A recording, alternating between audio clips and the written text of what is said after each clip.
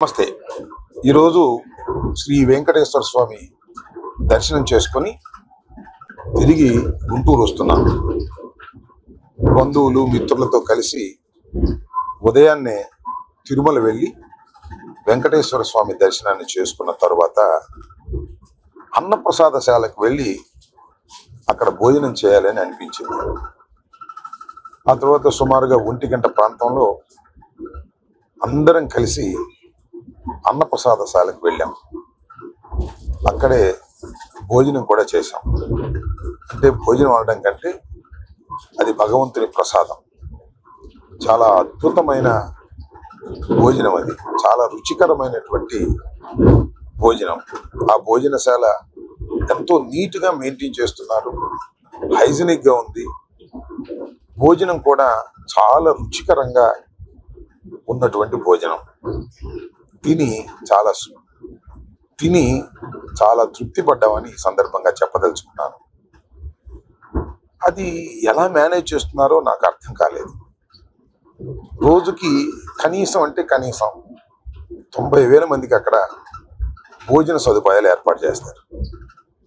సరే, ఇంకా కొన్ని సందర్భాల్లో, ప్రత్యేకమైన సందర్భాల్లో, బ్రహ్మోత్సవాలు ఇంకా రష్గా ఉన్న సందర్భాల్లో 1,30,000 నుంచి 1,40,000 వరకు కూడా భక్తులు భోంచేసేటటువంటి అవకాశం అక్కడ ఉంటుంది. చాలా సందర్భాల్లో అలా భోజనం కూడా చేస్తున్నారు. రుచికరంగా భోజనం పెట్టడమే కాకుండా చాలా శుభ్రమైనటువంటి భోజనాన్ని పెడుతున్నారు. దీనికి దేశవ్యాప్తంగా అనడం కంటే ప్రపంచవ్యాప్తంగా ఉన్నటువంటి వెంకటేశ్వర స్వామి భక్తులు చందాల రూపంలో ట్రస్ట్కి ఇస్తున్నారు.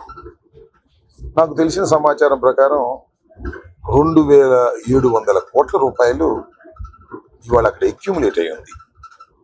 దాని వడ్డీతోనే వీళ్ళందరికీ కూడా భోజనాలు పెట్టేటటువంటి పరిస్థితి అక్కడ ఉన్నది అని తెలిసి నేను చాలా ఆశ్చర్యపోయాను.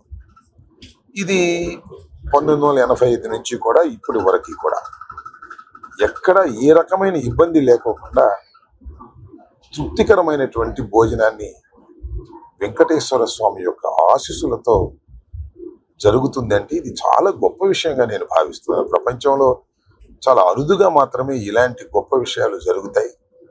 అది వెంకటేశ్వర స్వామి మహత్యం వల్లనండి, ఆయన ఆశీస్సుల వల్లనండి ఇలా జరుగుతూ ఉంది.